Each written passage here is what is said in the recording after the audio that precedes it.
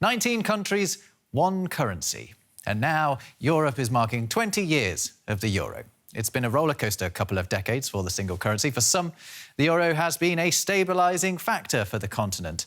Others say it's just driven up prices. As we wait to see what the future holds for the euro, let's first take a look at the past. A symbol of hope and prosperity for all of Europe. The 6-story high euro sculpture in front of the European Central Bank in Frankfurt. It was Germany's way of celebrating the introduction of the euro as legal tender.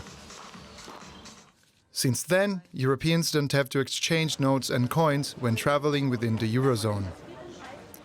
Companies also profited as trade within the currency union sharply increased. On the eve of 2022, more than 340 million people in 19 EU countries used the common currency every day. At its introduction, €1 cost $1.07. Since then, it has gone up and up. In 2008, it reached its all-time high of almost $1.60, just before the start of the global financial crisis. That was also the first real test for the euro. A single currency for economies as different as Greece and Germany, a recipe for disaster. The EU had to agree on €1 billion rescue packages to save the weaker countries of Southern Europe from financial collapse. The crisis put the euro under unprecedented pressure.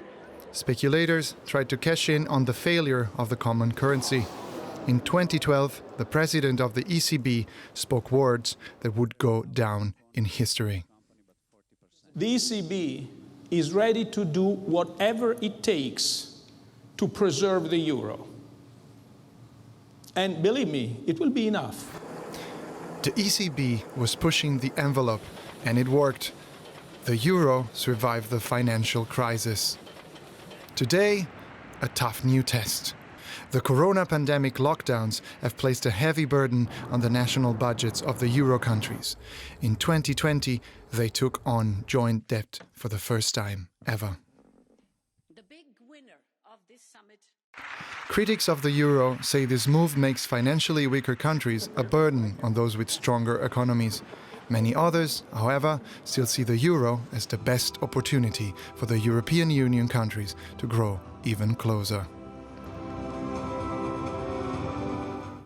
Well, to discuss further 20 years of the euro, let's speak to Maria de Mertzis, who's Deputy Director of the Brussels economic think tank Bruegel. Thanks a lot for joining us on DW Business. It's great to have you on. So, 2 decades in, can we say whether the euro has been a success or not?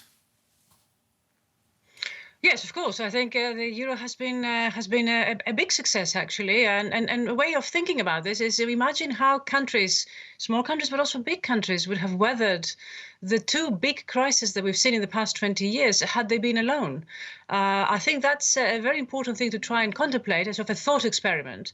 And then you realize that the scale and the stability that the euro has brought to the continent, different degrees for different countries, has actually managed to keep Europe together and actually weather the crisis with much less cost than it would have been otherwise. So yes, it has been an outright success as far as I'm concerned.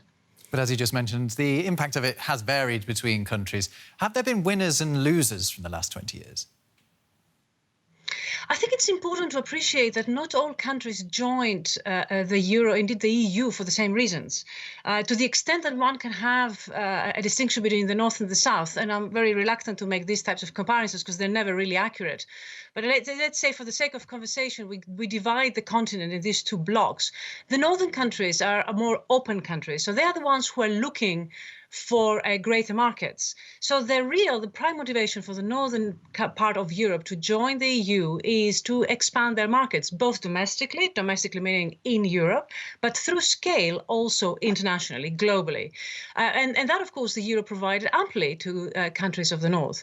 Countries in the south, on the other hand, wanted stability. They wanted a stable currency that is going to ensure that the consumer has got predictability in terms of purchasing power in their pockets. And they got that with the euro.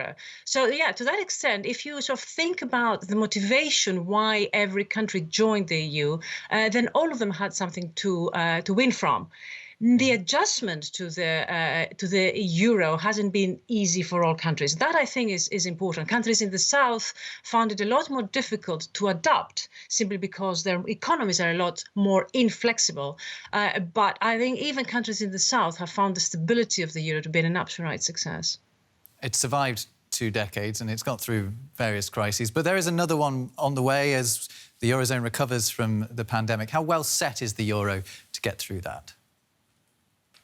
I think you'll see that European architecture, which is absolutely essential for good architecture, for sustaining shocks or sustaining crisis, has been moving in the right direction. Compare the reaction, how Europe dealt with the financial crisis and at what speed, and to the reaction of the EU in the current crisis, the pandemic crisis in 2020, and at what speed. You'll see that both the unity of Europe as well as the speed of reaction have greatly improved. Right. There is, I think, a sincere realization, appreciation of the fact that a united Europe can really weather the storms much faster.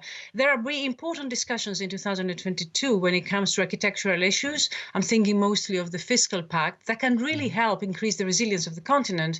And I think there is enough understanding that important steps forward need to happen. OK, Maria de Mertzis from Bruegel, thank you very much for joining us on DW Business.